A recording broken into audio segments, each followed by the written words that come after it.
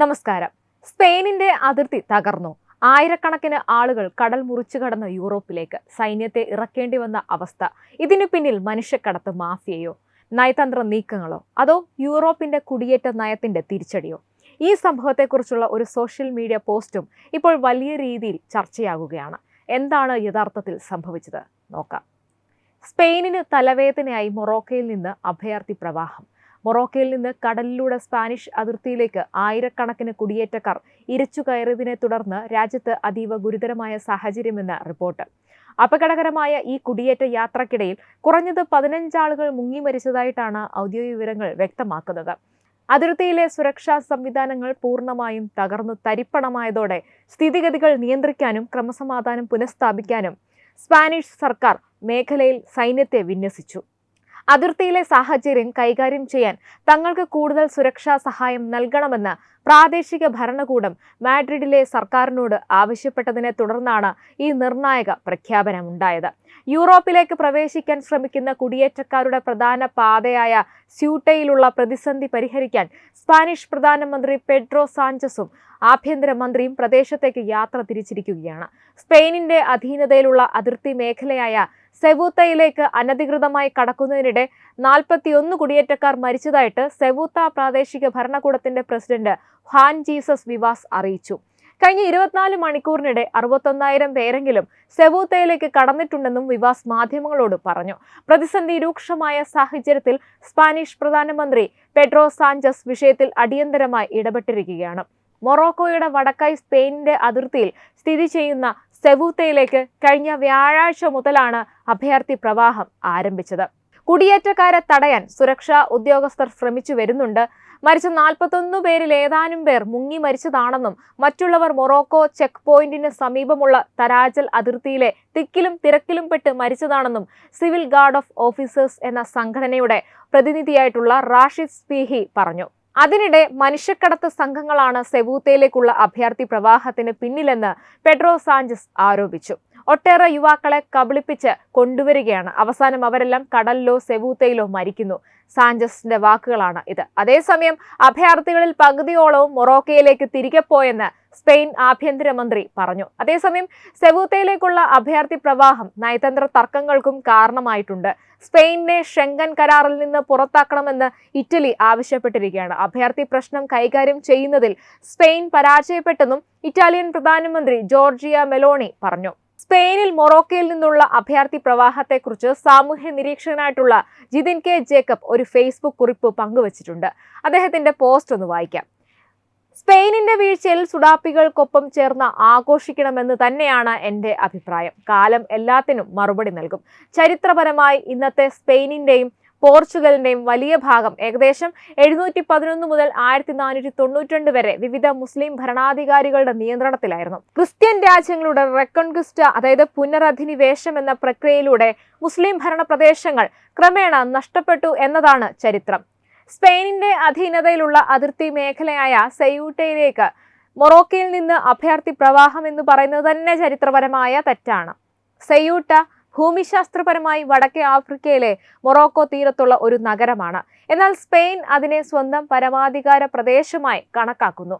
Morocco സെയൂട്ടയുടെ മെല്ലില്ലയുടെ മേൽ അവകാശവാദം ഉന്നയിച്ചു വരുന്നു. അവ കോളനിവൽക്കരണത്തിന്റെ ശേഷിപ്പാണെന്നാണ് മൊറോക്കോയുടെ നിലപാട്. സ്പെയിൻ ആ അവകാശവാദം അംഗീകരിക്കുന്നില്ല. സ്പെയിനിന്റെ സ്വയംഭരണ നഗരമാണത് ഇപ്പോൾ. ഇന്ത്യക്ക് സ്വാതന്ത്ര്യം കിട്ടിയിട്ടും ഗോവ പോർച്ചുഗീസുകാർ കുറെ കാലം കൈയടക്കി വെച്ചതുപോലെ ലോകം മുഴുവൻ കോളനികളാക്കി ചെന്നുകയറിയ നാടുകളെ മുഴുവൻ കൊള്ളയടിച്ച് സമ്പാദിച്ചതാണ് ഇന്നത്തെ യൂറോപ്പിന്റെ പളവളപ്പ്. ഇനിയിപ്പോൾ അത് നേരെ മറയും. വലതുപക്ഷ രാഷ്ട്രീയത്തിലേക്ക് പൂർണ്ണമായും മാറിയില്ല എങ്കിൽ യൂറോപ്പിനെ ഇസ്ലാം കീഴടക്കും എന്നതിൽ തർക്കമൊന്നും വേണ്ട. 2006 ലിബിയൻ ഏകാധിപതി മുഹമ്മദ് ഗദ്ദാഫി പറഞ്ഞത് ഓർക്കുന്നു. യൂറോപ്പിൽ 50 ദശലക്ഷം മുസ്ലിങ്ങളുണ്ട്. അല്ലാഹു യൂറോപ്പിൽ ഇസ്ലാമിന് വിജയം നൽകുമെന്നതിന് സൂചനകളുണ്ട്. വാളുകളില്ലാതെ, തോക്കുകളില്ലാതെ, സൈനിക അധിനിവേശമില്ലാതെ ഏതാനും ദശാബ്ദങ്ങൾക്കുള്ളിൽ യൂറോപ്പ് ഒരു മുസ്ലിം ഭൂഖണ്ഡമായി മാറും. സ്പെയിനിന്റെ വീഴ്ചയിൽ സന്തോഷം വരുന്നതിന് കാരണങ്ങൾ പലതാണ്. ഏറ്റവും പ്രധാനം ഇവറ്റകളുടെ ഇരട്ടത്താപ്പാണ്. ഇതിപ്പോൾ അഭയാർത്ഥി പ്രവാഹം ഇന്ത്യയിലേക്കായിരുന്നുവെങ്കിൽ ഇവറ്റകൾ അഭയാർത്ഥികളുടെ മനുഷ്യാവകാശമെന്ന് പറഞ്ഞ് കരഞ്ഞു മെഴുകിയേനെ. ഇതിപ്പോൾ അഭയാർത്ഥികളെ തടയാൻ അതിർത്തിയിൽ ആർമിയെ നിർത്തിയിരിക്കുന്നു. ഇപ്പോൾ ഇവറ്റകൾക്ക് മനുഷ്യാവകാശം തള്ളേണ്ട, പലസ്തീൻ രാഷ്ട്രം രൂപീകരിക്കാൻ സ്പെയിൻ പിന്തുണ നൽകും. പക്ഷേ മൊറോക്കോയുടെ ഭൂമിയിൽ നിന്ന് ഒഴിഞ്ഞു പോകാൻ പറഞ്ഞാൽ പോകില്ല. ഇതിന് പിന്നിൽ ഇസ്രായേൽ ആണെന്ന് പല അന്താരാഷ്ട്ര മാധ്യമങ്ങളിലും വാർത്തകൾ പ്രചരിക്കുന്നുണ്ട്. പലസ്തീൻ വിഷയത്തിൽ ഇസ്രായേലിനെ സ്പെയിൻ ചൊറിഞ്ഞപ്പോൾ തന്നെ ഉറപ്പായിരുന്നു മറുപണി. ഇസ്രായേൽ അനുകൂല വിശകലന വിദഗ്ധർ ഈ വർഷം ആദ്യം പ്രസിദ്ധീകരിച്ച ലേഖനങ്ങളിൽ സ്പെയിനിനെ സമ്മർദ്ദത്തിലാക്കുന്നതിനായി സെയൂട്ടയിലും മെല്ലിലയിലും മൊറോക്കോയുടെ അവകാശവാദത്തെ ഇസ്രായേലും അമേരിക്കയും പിന്തുണയ്ക്കണമെന്ന് വാദിച്ചിരുന്നു. ഇസ്രായേൽ അനുകൂലികൾ മാർച്ചിൽ മൊറോക്കോ സെയൂട്ടയിലേക്കും മെല്ലിലയിലേക്കും പുതിയൊരു ഗ്രീൻ മാർച്ച് സംഘടിപ്പിക്കണമെന്ന് ആഹ്വാനം ചെയ്തിരുന്നു. മൊറോക്കോക്കാർ ബുൾഡോസറുകളുമായി ആയുധങ്ങളില്ലാതെ ഈ പ്രദേശങ്ങളിലേക്ക് കടന്ന് മൊറോക്കോയുടെ പതാക ഉയർത്തണമെന്നൊക്കെ ആഹ്വാനങ്ങളുണ്ടായിരുന്നു. മൊറോക്കോ അമേരിക്കയുടെയും ഇസ്രായേലിന്റെയും തന്ത്രപ്രധാനമായ പങ്കാളിയാണ്. അബ്രഹാം കരാറുകളുടെ ഭാഗമായി 2020 മൊറോക്കോ ഇസ്രായേലുമായുള്ള നയതന്ത്ര ബന്ധം സാധാരണ നിലയിലാക്കിയിരുന്നു എന്നതും എടുത്തു പറയണം. ഇസ്രായേൽ ചെയ്തതാണെങ്കിലും ആര് ചെയ്തതാണെങ്കിലും സന്തോഷം മാത്രം. തീവ്രവാദികളുടെ മാനവികതയും മനുഷ്യാവകാശം തള്ളുന്ന യൂറോപ്പിന്റെ മുഖംമൂടി അഴിഞ്ഞു വീഴട്ടെ. നമ്മൾ ചെയ്യേണ്ടതെല്ലാം അന്താരാഷ്ട്ര മാധ്യമങ്ങളുടെ പേജിൽ പോയി ഈ വാർത്തയുടെ താഴെ മൊറോക്കോയിൽ നിന്ന് സ്പെയിനിലേക്ക് ചെന്ന 60,000-ഓളം അഭയാർത്ഥികളുടെ മനുഷ്യാവകാശത്തെക്കുറിച്ച് എഴുതി സായിപ്പിനെ ചൊറിയുക എന്നതാണ്. നമ്മുടെ പൂർവികരെ അടിമകളാക്കി ഭരിച്ചവർ ഇപ്പോൾ കിടന്ന് അനുഭവിക്കുന്നത് കാണുമ്പോൾ അതിയായ സന്തോഷമുണ്ട്. കുറച്ചുകൂടി അഭയാർത്ഥികളെ യൂറോപ്പിലേക്ക് കയറ്റി അവിടെ ഒരു സ്വർഗമാക്കി തീർക്കാൻ നമ്മളെ കൊണ്ട് ആകുന്ന സഹായങ്ങൾ നമ്മളും ചെയ്യണം. ഇങ്ങനെയാണ് കുറിപ്പ് അവസാനിക്കുന്നത്. അതേസമയം എത്ര പേർ അതിർത്തി കടന്നു എന്നതിനെക്കുറിച്ച് ഔദ്യോഗിക കണക്കുകൾ ലഭ്യമല്ലെങ്കിലും 2000-ഓളം ആളുകൾ സെയൂട്ടയിലേക്കും പ്രവേശിച്ചതായി സ്പാനിഷ് മാധ്യമങ്ങൾ റിപ്പോർട്ട് ചെയ്യുന്നു. സെയൂട്ട എന്നിങ്ങനെ 2 പേരുണ്ട്, 2 രീതിയിലും പറയാം. സെയൂട്ടയിലേക്ക് രണ്ടാമത്തെ സ്വയംഭരണ നഗരമായ മെല്ലിലയിലും സമാനമായ സംഘർഷങ്ങൾ റിപ്പോർട്ട് ചെയ്യപ്പെട്ടിട്ടുണ്ട്. യൂറോപ്യൻ യൂണിയന്റെ ആഫ്രിക്കയുമുള്ള ഏക കര അതിർത്തിയാണ് ഈ സെയൂട്ടയും മെല്ലിലയും ഒക്കെ. കനത്ത സുരക്ഷയും അതിർത്തി വേലികളും ശക്തമാക്കിയിട്ടും കുടിയേറ്റക്കാർ ഈ ദുരിത വഴികൾ തെരഞ്ഞെടുക്കുന്നത് തുടരുകയാണ്. ഇപ്പോഴും നഗരത്തിൽ സുരക്ഷ നിലനിർത്താൻ സേഫ് ഗാർഡുകളെ സഹായിക്കുന്നതിനായി സായുധ സേനയെ അവിടേക്ക് അയക്കുമെന്ന് സർക്കാർ വ്യക്തമാക്കിയിട്ടുണ്ട്. മൊറോക്കോയുടെ വടക്കൻ പ്രദേശങ്ങളിൽ നിന്നും ആയിരക്കണക്കിന് ആളുകളാണ് ഈ ചെറിയ സ്പാനിഷ് പ്രദേശത്തേക്ക് അഭയം തേടിയെത്തിയിരിക്കുന്നത്. സ്പെയിനിന്റെ പ്രധാന ഭൂപ്രദേശത്തു നിന്നും ജിബ്രാൾട്ടർ കടലിടുക്ക് വഴി വേർതിരിക്കപ്പെട്ടിരിക്കുന്ന സെയൂട്ട പണ്ടുമുതലേ യൂറോപ്പിലേക്ക് പ്രവേശിക്കാൻ ശ്രമിക്കുന്ന കുടിയേറ്റക്കാരുടെ പ്രധാന പാതയാണ്. ഇതിനിടെ കടൽമാർഗം എത്തുന്ന കുടിയേറ്റക്കാരെ നിയമ നടപടികൾ പാലിക്കാതെ പെട്ടെന്ന് തിരിച്ചയക്കുന്നത് വിലക്കിക്കൊണ്ട് ഈ മാസം രാജ്യത്തെ സുപ്രീം കോടതി പുറപ്പെടുവിച്ച വിധിയാണ് കുടിയേറ്റക്കാരുടെ പെട്ടെന്നുള്ള ഈ വർധനവിന് കാരണമെന്ന് പ്രാദേശിക അധികാരികൾ ആദ്യം സൂചിപ്പിച്ചിരുന്നു. എന്നാൽ അതിർത്തി വേലികൾ ചാടിക്കടന്ന് കരമാർഗം എത്തുന്നവർക്ക് ഈ കോടതി വിധി ബാധകമല്ലെന്ന് റിപ്പോർട്ടുകൾ വ്യക്തമാക്കുന്നു. അനധികൃതമായി സെയൂട്ടയിൽ പ്രവേശിച്ച മുഴുവൻ ആളുകളെ എത്രയും പെട്ടെന്ന് തിരിച്ചയക്കാനുള്ള പ്രവർത്തനങ്ങളിൽ ഇരു രാജ്യങ്ങളും സഹകരിക്കുന്നുണ്ട്. ഈ വലിയ അതിർത്തി ലംഘനം യൂറോപ്യൻ തലത്തിൽ തന്നെ വലിയ രാഷ്ട്രീയവാദങ്ങൾക്ക് തിരികൊളുത്തിയിരിക്കുകയാണ്. സ്പെയിനുമായുള്ള തുറന്ന അതിർത്തി കരാറായ ഷെങ്കൻ കരാർ താൽക്കാലികമായി റദ്ദാക്കുന്നത് ഉൾപ്പെടെയുള്ള അസാധാരണ നടപടികൾ ആലോചിച്ചു വരികയാണെന്നും ഇറ്റാലിയൻ സർക്കാർ വ്യക്തമാക്കിയിട്ടുണ്ട്. സെയൂട്ടയിൽ നിന്നുള്ള ദൃശ്യങ്ങൾ ഞെട്ടിക്കുന്നതാണെന്നും നിയന്ത്രണമില്ലാത്ത അനധികൃത കുടിയേറ്റം യൂറോപ്പിന്റെ സുരക്ഷയ്ക്ക് വലിയ ഭീഷണിയാണെന്നും ഇറ്റാലിയൻ പ്രധാനമന്ത്രി ജോർജിയ മെലോണി എക്സിൽ കുറിച്ചിട്ടുണ്ട്. എന്തായാലും മൊറോക്കോയിൽ നിന്ന് കടൽ മാർഗം സ്പെയിനിന്റെ നിയന്ത്രണത്തിലുള്ള വടക്കേ ആഫ്രിക്കൻ അതിർത്തി നഗരങ്ങളായിട്ടുള്ള സെയൂട്ടയിലേക്കും മെല്ലിലേക്കും അനധികൃതമായി കടക്കാൻ ശ്രമിച്ചവരുടെ എണ്ണം വർദ്ധിച്ചതോടെ സ്പെയിൻ വലിയ സുരക്ഷാ വെല്ലുവിളിയാണ് നേരിടുന്നത്. അപകടകരമായ ഈ യാത്രക്കിടെ നിരവധി പേർ മരിച്ചതായിട്ട് റിപ്പോർട്ടുകൾ വരുന്നുണ്ട്. ചില റിപ്പോർട്ടുകളിൽ 15 പേരും മറ്റു ചില പ്രാദേശിക റിപ്പോർട്ടുകളിൽ 41 പേരുമാണ് മരിച്ചതെന്ന് പറയുന്നുണ്ടെങ്കിലും ഔദ്യോഗിക കണക്കുകളിൽ ഇപ്പോഴും ഒരു വ്യക്തത വന്നിട്ടില്ല.